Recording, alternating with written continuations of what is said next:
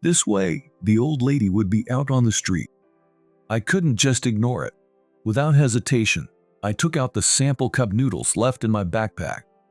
"Ma'am, you can eat this as soon as you pour hot water over it. Get some hot water and eat this for now. After that, use this money to get home safely." I handed the old lady two $100 bills and the cup noodles. "What are you doing? Accepting something from a complete stranger? What are you talking about, ma'am? This is a matter of life and death. If you hesitate, it could be serious. I have to catch a flight." Nodding to the old lady, I ran off. My name is Jack Lewis. I turned 34 this year. I was a sales representative for a food company. Our company had turned ramen into cup noodles and made it a hit product locally. There are many famous ramen flavors, like chicken, beef, and shrimp. Local ramen flavors isn't that famous, but it's a delicious ramen flavor known to those in the know. We made it into cup noodles because we were confident in the taste of our local ramen flavors. Commercializing it would make it our original product, and we could spread local ramen flavors nationwide. In other words, it's a win-win. So, I didn't want to limit the sales to just the local area. With the convenience of cup noodles, I wanted more people to know the taste of local ramen flavors. Making it into cup noodles was the result of our company's efforts. Even the locals were convinced. It gave us confidence that we could go nationwide. The key to this was our job as sales representatives. How to make the unknown ramen flavors known nationwide. That was our mission.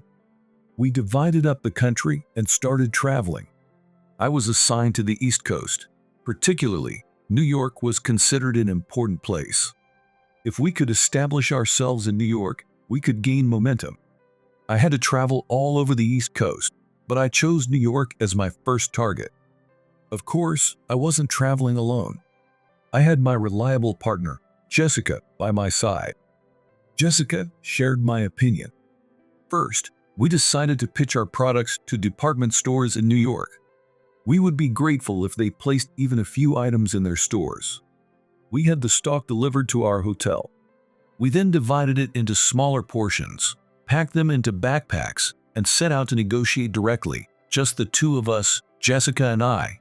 The job started with making appointments over the phone. Most department stores were okay with setting up an appointment. However, that was just securing a meeting. Whether they would actually place our products was a different matter. We appreciated them listening to our pitch and sampling our products. We were absolutely confident in the taste of our products. Still, many places remained non-committal. It wasn't easy to make progress. Do you think we have a chance today? I don't know. We just gotta try. Yeah, if even one store agrees to place our products, it could open doors for us. Exactly. We just have to keep pushing forward and believe in it. There's no guarantee in sales, and Jessica knew that well. That day, we planned to visit a major department store. It was a sudden appointment, but they showed interest. When we arrived, a manager greeted us. "Thank you for coming. We've been looking forward to hearing from you. Thank you for having us. We hope you'll take the time to hear our pitch." We were led to a room where several employees were waiting for us. The manager introduced each employee. After we introduced ourselves, we were invited to sit. "You wanted to have a tasting, right? So we have prepared several employees for this. These people will taste the product. By the way, they haven't been given any details. They will just evaluate the taste. Is that all right?" "Yes, that's fine." The manager intended to judge the product purely on taste. He then began handing out evaluation sheets to the employees. We didn't know what criteria were on those sheets, but we were just going to give it our all. We handed out the products. Hot water was added, and after 5 minutes, it was tasting time. The lids were open. The employees all smelled the aroma and sipped the soup first. They didn't slurp the noodles right away. There was likely a tasting procedure. It might have been standardized. Then, they slowly started slurping the noodles. They chewed with their eyes closed. Then, they opened their eyes and turned to the evaluation sheets. This process repeated several times. All the employees finished every drop of the soup. They then took their time filling out the evaluation sheets. We watched the scene in silence. Honestly, my heart wouldn't stop pounding. I glanced at Jessica beside me. She had her eyes closed as if in prayer. I whispered to her, "Relax. The results won't come right away. Don't worry, the results will follow." Even if you say that, I can't help worrying. You feel the same, don't you, Jack? Well, yeah. But worrying now won't change anything, right? As we were talking, the employees stood up, nodded to us, and left the room. Only the manager remained. Don't they need the employees' opinions? Do you have time? I'd like to hear your opinions now. Yes, we have time. I see. He didn't want the employees to hear our pitch. I'm probably going to have a meeting with the employees to discuss the product without any preconceived notions. The supervisor will summarize their thoughts and eventually make a decision based on our discussion. I need to convey my strong passion for this product. I'll do my best to promote it and make sure it gets on the shelves. So let's get right to it. What's the concept behind this product? The supervisor stared intently into my eyes. Yes. Our company is dedicated to spreading the taste of local ramen flavors. Oh, local ramen flavors. That's right. Our local ramen flavors isn't very well known nationwide. Then why not sell it as fresh noodles instead of cup noodles? No, that would be too much hassle. We want people to enjoy local ramen flavors easily. The supervisor crossed his arms and made a grim face. I don't quite get it. You want to convey the authentic taste, right? Are cup noodles good enough? We also have the option of offering fresh noodles. It might convey the taste more accurately, but we don't want to narrow down our target audience by making it too much trouble. Even with cup noodles, there's hardly any difference in taste from the local flavor version. But cup noodles tend to get soggy, don't they? Won't that ruin the taste? Yes. The waiting time is 5 minutes. We want to recreate the noodle's firm texture. Can you recreate the firm texture by extending the waiting time? Through trial and error, we developed this product. By setting the waiting time to 5 minutes, we managed to get the noodles and taste close to the local version. I see. And is this fact recognized by the locals? The supervisor still seemed skeptical. Maybe he had a prejudice against cup noodles. Then Jessica, who had been quietly listening, took out a tablet from her bag. It's a hit product locally. We have a growing number of repeat customers. We conducted surveys and gathered many opinions. Here's a summary of the feedback from our taste testers. Please take a look. The supervisor leaned in closer to the screen. It was genuine, live data that Jessica had painstakingly compiled daily. If you'd like, why not try it yourself? I believe you'll feel exactly what we've been saying. At that moment, the supervisor shook his head immediately. No, I can't do that. I'm not supposed to do taste tests. If I do, my personal bias might influence the evaluation. I want to objectively assess the product without my own thoughts interfering. So, the employees who do the taste tests act as the customers, right? Exactly. We'll discuss the handling of the product in a later meeting. It was just as I thought. The supervisor will make the final decision after considering the employees' feedback. In that case, please make sure to refer to her data during the meeting. It's real feedback from the locals, and nothing is more reliable than that. Yes, I think you're right. Can you provide as much data as possible? Jessica nodded and happily transferred some data to the supervisor's tablet. I hope my data will be useful. Thank you. We'll definitely refer to it. Thank you for the valuable information. In the end, the supervisor didn't do a taste test, and our business talk concluded as it was. It felt somewhat anticlimactic, but that's how it goes. We keep repeating this process. The supervisor will contact us later with the review results. All we can do is wait. Jessica, thanks for the data. Your efforts will surely be rewarded. I can only do so much. I hope to help you, Jack. Jessica smiled at me as she said that. To me, Jessica was a precious asset. We stayed at a hotel and moved around, but as time passed, we had to return to the office once. Depending on the situation, I might come back to New York. For now, I've accomplished my goal for this trip. I was heading to the airport with Jessica. I felt a pleasant fatigue after finishing work. We're finally done. We can relax at the office for a bit, right? Yeah, let's head home for now. Even if we get back, we might not be able to fully relax. True, we might get a call. We've made a lot of rounds, so we should get a response, right? I hope so. Let's rest at home and wait for the results at the office. Jessica smiled at my words. It was definitely nice to be able to go back home. We were eager to get back. We wanted to return the same day we finished work. We didn't have much time. If we hurried, we could make it. We took a taxi and safely arrived at the airport. We were walking quickly towards the gate when it happened. An airport officer was calling out to someone loudly. I wonder what happened? Yeah, it's really curious. The officer was desperately trying to stop someone. I couldn't help but call out to the officer. What's going on? He said an old lady had dropped her bag and kept walking. Did she not notice she dropped it?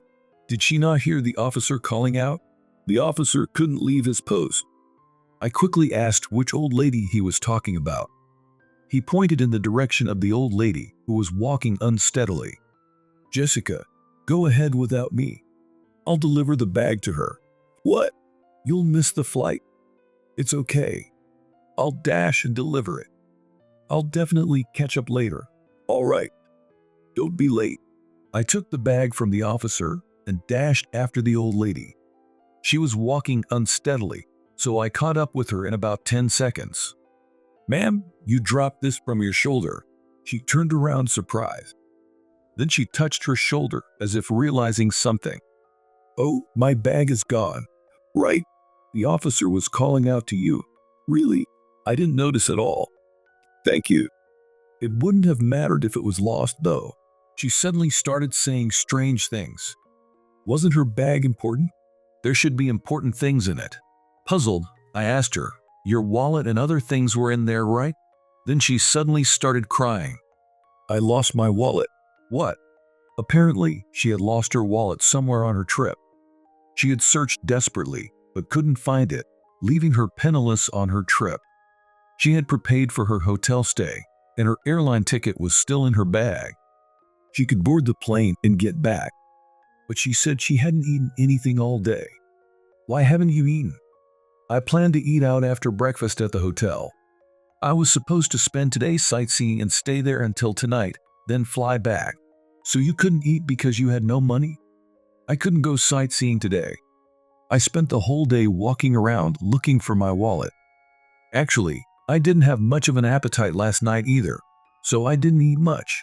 So that's why you're feeling faint. You've had a rough time. The only thing left in her bag was the airline ticket. After using that ticket, the bag would be useless. If things stayed like this, she would be stranded. I couldn't just ignore her. Without hesitation, I took out a cup of instant noodles from my backpack. Ma'am, you can eat this by adding hot water. Get some hot water and eat this for now. After that, use this money to get home safely. I handed her 2 $100 bills and the cup noodles. What are you doing? I can't accept this from a stranger. What are you talking about? Your life is at stake. Don't be shy. I have a flight to catch. I nodded and ran off. I quickly checked in and boarded the plane just in time. Jessica was anxiously waiting for me on the plane. I thought you wouldn't make it. Thank goodness, I did somehow. If I had been a little late, I would have missed it. I was relieved to have made it in time. I kept thinking about the old lady. Was my action the right thing to do? Would she be able to eat and get home safely? I was glad I happened to have food with me. We arrived safely at the local airport, and we waved goodbye. We said we'd meet again tomorrow. I didn't know what fate had in store for me the next day. The next day, I went to work as usual. As soon as I put down my bag, the manager called me. Good job on the long business trip. I need to ask you something. Sure, what is it? Getting called right after returning could be about pre-trip work. The manager silently led me away. He took me to an unused small conference room. Was this something he didn't want others to hear? He quietly closed the door.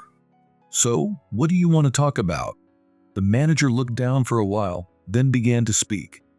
I need to confirm something. Did you hand over the data in New York? I remembered that clearly. I handed over Jessica's survey data. Yes, I did. I gave them the product survey results. I see, just as I thought. The manager suddenly looked troubled. Wait, was there a problem? Did something happen? Did you check the contents of the data before sending it? Oh yes. I thought I did. You're confident that the data you sent had no issues? I think it was fine. Was there a problem with the data?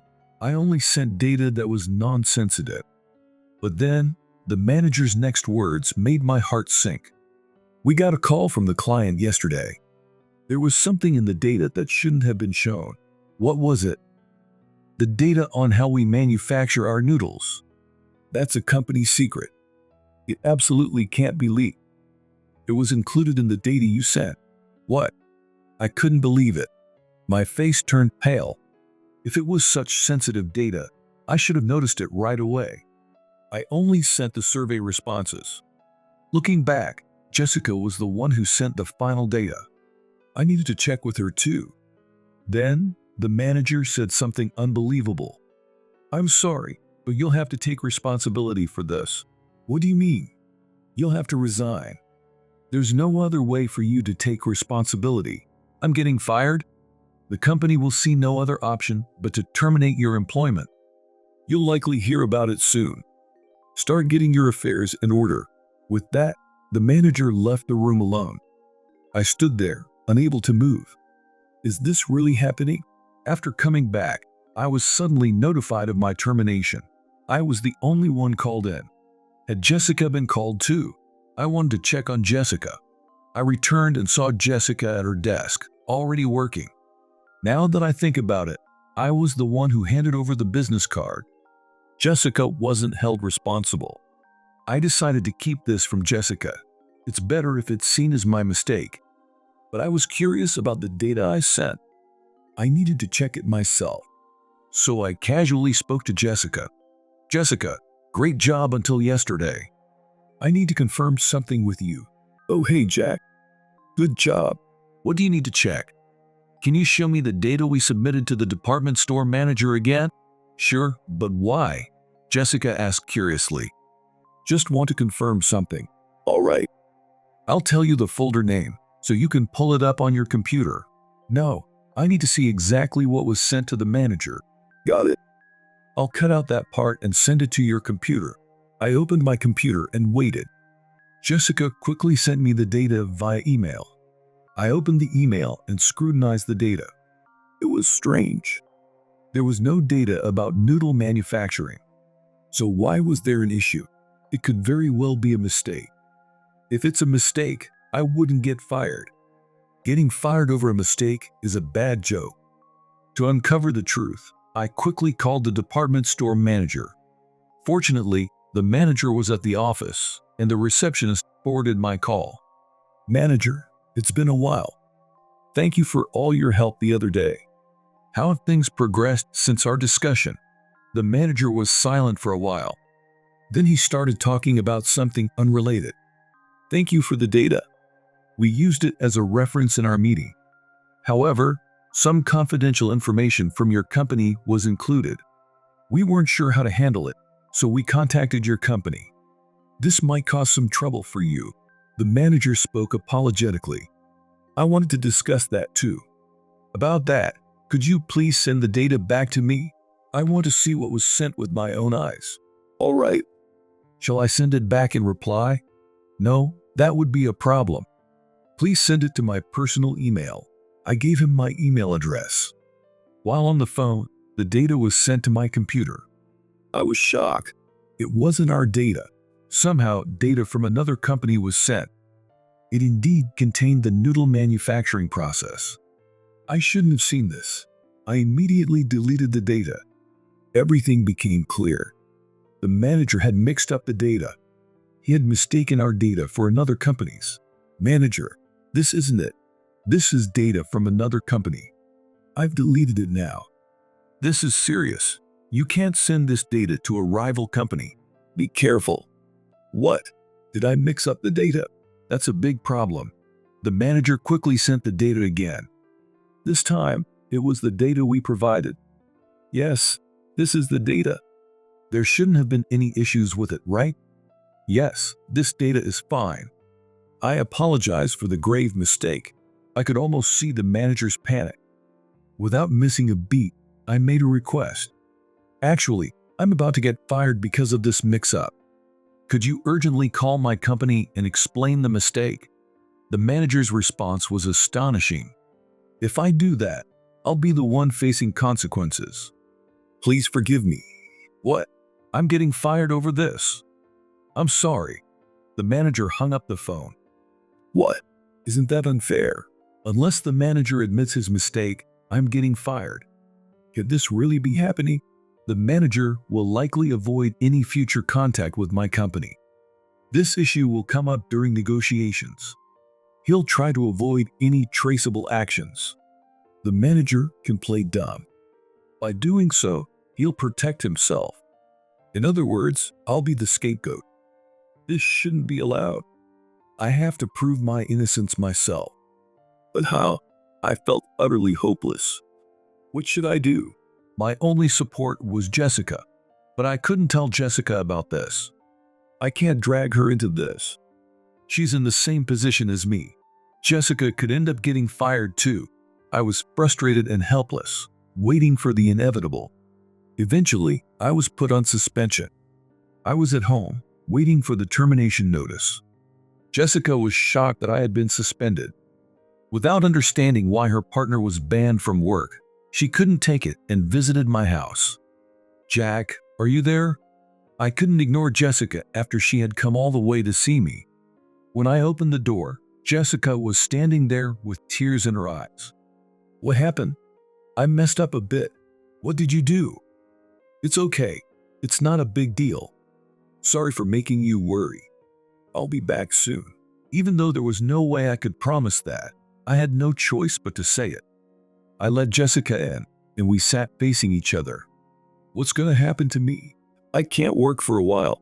Yeah. I'm sorry. You should find another partner. Why? You're coming back, right? I don't know when. I can't keep you waiting. What are you talking about? I'll wait. I can't think of anyone else but you, Jack. Jessica's words touched me deeply, but I probably wouldn't be able to return to the company. Jessica, I'm glad I got to work with you. I'll never forget you. You were always my support. Because of you, I was able to keep working. I'm grateful. Don't worry about me. Find a new partner. Jessica took my words seriously. What? What do you mean? Jack, you're not coming back to the company? No, I don't want that. You've been such a strong support for me. Jessica looked down, tears falling onto the table. Why is she crying? I was surprised. Seeing her like that broke my heart too. Jack, your words made me realize. You're not coming back, are you? I don't know what happened, but I believe in you. You were my idol and my hope. I don't want to be apart from you. Jessica gave me the highest praise. Thank you, Jessica. Those words are enough for me. I'll keep going strong from tomorrow. So please, don't worry about me. Jessica probably thought this was our last time together. She gently hugged me. Jack, let's stay like this for a while. I'll never forget you. Jessica left the room looking sad. Her figure faded into the distance. Some time passed after that. Suddenly, I received a call from the company. They urgently told me to come in. There's no urgency for a termination notice. Still, I hurriedly got dressed and went to the office. What I saw was a surprising sight. For some reason, I was called into the CO's office, and when I opened the door, there was the old lady from before. It's been a while. Thank you so much for your help back then. What was the old lady doing at the company? How did she even know about my company? The old lady, after getting the cup noodles from you, looked up the company and came here. I see. That's what happened. That must have been a big effort for her. Jack, you did well. We just received a large order from the department store. I couldn't quite grasp what was happening, but it was an order from the problematic department store. I was stunned. Seeing my puzzled face, the old lady smiled warmly. I apologize for the trouble caused by our employee. What? Our employee? No way could it be. You were about to get fired. This madam hurried to apologize. She is the former CEO of the client company and still involved in running the department store. The old lady was the former CEO. I was shocked. I loved the cup noodles you gave me and suggested they sell it in the department store. But for some reason, they refused to sell just this product. The manager wouldn't explain why. When pressed, the truth came out. What did you find out? The manager's mistake led to the misunderstanding that you leaked information. He tried to cover it up and didn't contact your company to apologize. That's why you were going to get fired. The company told me this, and I rushed over. I understood why the old lady came to the company.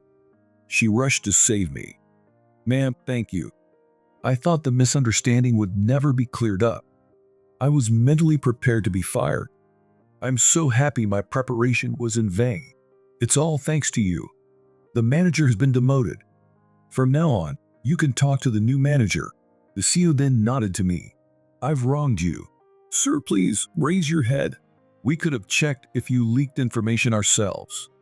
We took the client's word at face value and almost fired you. I'm sorry. The CEO quickly raised his head and smiled. This madam brought a large order as a gift. She's adamant about stocking our product. Thank you for your heartfelt hospitality, Jack. I still felt like I was dreaming. It seemed too good to be true. You were a lifesaver to me. I was lost without money. Despite being short on time, you gave me food and money. When I heard you were in trouble, I knew it was my turn to help you. The old lady nodded deeply again. Ma'am, it's unnecessary. I just did what anyone would do. I should be thanking you. You saved my job. The CEO burst into laughter at my words. I'll remember you well. You're an excellent employee. You have nothing to worry about anymore. Thank you. I'll continue to work with all my might. I had never been this happy. It was a miraculous turn from despair to joy. I felt renewed hope and motivation for work. I was truly grateful for my changed fate. My suspension was lifted, and I returned to work. Jessica was the happiest to see me back. As soon as she saw me, she ran over and hugged me without caring who was watching. Jack, welcome back. Yeah, I'm back. Sorry for making you worry. Jessica's eyes filled with tears at my words. Jack, I heard everything. You covered for me. I was the one who sent the data. But you didn't tell me anything. I believed in you, Jessica. I knew you didn't make any mistakes. It was just unjust treatment from the client. I could handle it alone, but you almost got fired. I should have been the one to be fired. I've been so frustrated. Tears fell from Jessica's eyes. I felt the same way. It was frustrating, but the misunderstanding is cleared. There's nothing to worry about now. I tightly held Jessica's hand. Let's get back to work as usual. And we've already secured a big client. I heard about the old lady too. Jack, it seems like God was watching over you. You did nothing wrong. God must have thought the same. At that moment, I thought that might be true. With my luck, I was able to come back. Normally, I would have been finished. The fate gods gave me a reward. But more than that, I felt something stronger. Jessica was always in my heart. And now, Jessica was right in front of me. It wasn't just a coincidence, it was fate. Jessica wasn't just my work partner. She was someone I couldn't live without. Jessica was preparing for the next business trip. She was getting ready for us to go together. Even while thinking we might not see each other again, she believed in me and prepared. I've got plane tickets for both of us. We're leaving tomorrow. Are you okay with that? Yeah, I'm fine. I'm fully back to work. I'll organize everything today and be ready by tomorrow. That evening, I went to a nearby pub with Jessica. I was so happy to work with her again that I didn't want to go home right away. Jessica felt the same way. She happily joined me when I invited her. "Cheers to your return," Jessica exclaimed happily. Her loud voice made me a bit embarrassed, but it was her genuine feeling. I clinked my glass against hers. Jessica had visited me at home during my suspension. It was her concern as a work partner, but I felt it was more than that. Jessica wanted to be with me, so I had to make a decision. We were more than just work partners. "Jessica, how about we book one room at the hotel for our next trip? Just one double room." "What? We don't need two rooms. We'll be staying together." "What do you mean?" "I mean it that way. Jessica, we're going to New York for work again. But let's also make it a pre-wedding trip. Let's take a day off and spend it together." "What?" Jessica looked down and didn't say anything. I moved closer and put my arm around her shoulders. "I want to spend my life with you, Jessica." Being apart made me realize that. Jessica shyly looked up at me. "Me too." "Really? It's okay?" "Jessica is my rock." "Of course. I should have realized it sooner." "All right. Let's spend a day together in New York then." We looked into each other's eyes and naturally kissed. Right there, we changed our hotel reservation. After the business trip, we started preparing for our wedding. The year leading up to the ceremony was the happiest time. Jessica looked like a different person in her wedding dress, but her smile was the same as always. "Jessica, you're beautiful. Let's be happy together." "Yes, I'm already very happy. Let's keep supporting each other." It was Jessica's wish and promise. When I held her close, she buried her face in my chest.